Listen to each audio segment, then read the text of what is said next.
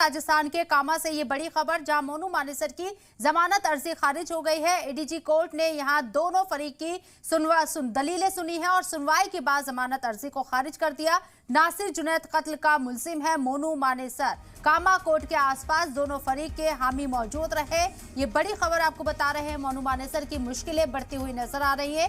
ADJ court ने यहां दोनों फरीक की दलीलें सुनी और सुनवाई के बाद जमानत अर्जी मोनू मानेसर की खारिज कर दी गई। वाज़ेह रहे कि 15 फरवरी को नासिर जुनैद को मॉब लिंचिंग उसकी की गई थी। हरियाणा के भिवानी में ले जाकर दोनों का कत्ल कर दिया गया था। गाड़ी के अंदर उन्हें जला दिया गया था। जली हुई लाशें उनकी बरामद हुई थी और इल्जाम लगा था मोनू मानेसर के ऊपर। मोनू मानेसर का उस लिंचिंग में नाम सामने आया था और अब यहां आपको बता दें कि इस केस में मोनू मानेसर को जमानत नहीं मिली है। जमानत अर्जी खारिज करती है एडीजे कोर्ट ने। दोनों फरीक की दलीलें सुनी और फिर सुनवाई के बाद जमानत अर्जी को खारिज कर दिया। नासिर जुनैद कत्ल का मुलजिम है मोनू मानेसर। कामा कोर्ट के आसपास दोनों फरीक के हामी मौजूद रहे।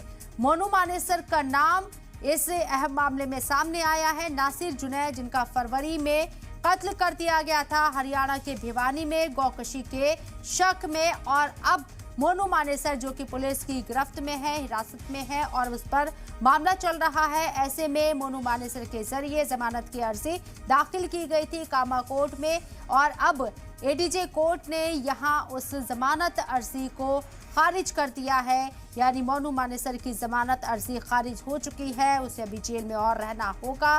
इस दौरान सुनवाई दोनों फरीक की दलीलें सुनने के बाद कोर्ट ने यह फैसला लिया। और आपको बता दें कि जब आज ये सुनवाई हो रही थी तो कोर्ट के बाहर दोनों फरीक के हामी मौजूद थे। देवेंद्र हमारे नुमाइंदे हमारे साथ फोन लाइन पर मौजूद हैं, उनका रुख करते हैं मजीद जानकारी के लिए। देवेंद्र, आपसे जानना चाहेंगे, मोनू मानेसर के जरिए जमानत अर्जी लगाई गई थी लेकिन कोर्ट ने उसे खारिज किया। क्या कुछ रहा आज कोर्ट में और क्या दलीलें रखी गई दोनों फरीक के जरिए? देखिए, आज जब कोर्ट के अंदर ये पूरा मुकदमा गया और जो मोनू मानेसर के जो वकील थे उन्होंने जो अपनी जो जमानत याचिका लगाई मोनू मानेसर की, तो उस पर कोर्ट ने पहले तो दोनों पक्षों की बहस हुई। बहस के बाद में जो फैसला है उसको काफी देर तक सुरक्षित रखा और काफी देर बाद ये फैसला सुनाया गया कि मोनू मानेसर की जो जमानत याचिका है उसको कोर्ट ने खारिज कर दिया। कोर्ट के सामने जो पुलिस ने दलील रखी थी कि मोनू मानेसर नासिर जुनैद हत्याकांड में 120 का आरोपी है और जो हत्याकांड को कराने में उसकी महत्वपूर्ण भूमिका रही है। साथ ही उन्होंने कहा कि मोनू मानेसर का जिस तरीके से नेटवर्क है, जिस तरीके से वो लोगों के संपर्क में, तमाम तरह की दलीलें कोर्ट के सामने पुलिस ने रखी।